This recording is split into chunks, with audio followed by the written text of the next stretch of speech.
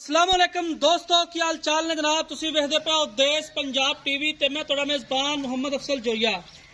दोस्तों सब तो पहले अपने चैनल को करो सब्सक्राइब, बेल आइकन का बटन दबाओ ताकि साडी लेटेस्ट और बेहतरीन वीडियो तुहाडे तक बसानी पहुंच सके। और तुसी ओ वेखो सब तो पहले दोस्तों डेली की निस्बत अज एक पहले चोटी की वीडियो लेके आए हैं। पहला सुआ सुई है, पीछे की है पिछे कट्टी है, पहला सुआ सुई है माशाल्लाह। पावर वाला थान लगा चोटी नूं। कैमरामैन साहब चोटी की मुकम्मल तसल्ली करानी है, कोई शह रहन नहीं देनी, पूरी तसल्ली करानी है माशाल्लाह। चोटी नूं कद चंगा, वेल चंगी और कतरी कतरी सिर, छोटी जिन्नी खुली है, मत्थे च छोटी जी कोड़ी है।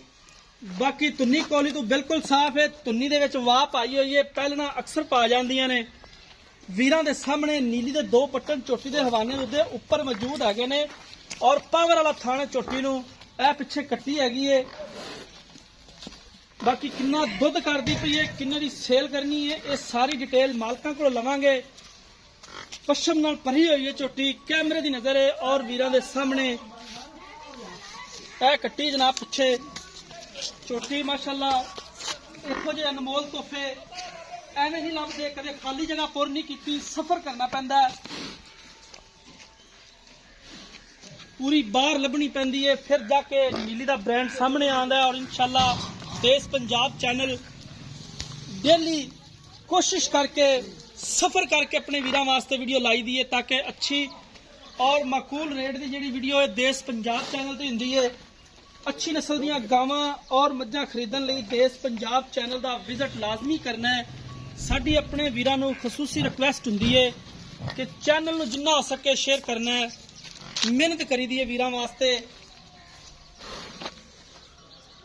माशाल्लाह बड़ी खूबसूरत है चोटी, सोहणियां वंडा थणा दी पूरी विरले।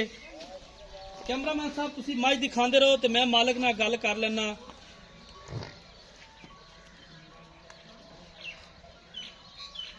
भाईजान किधर गया जी तुसी?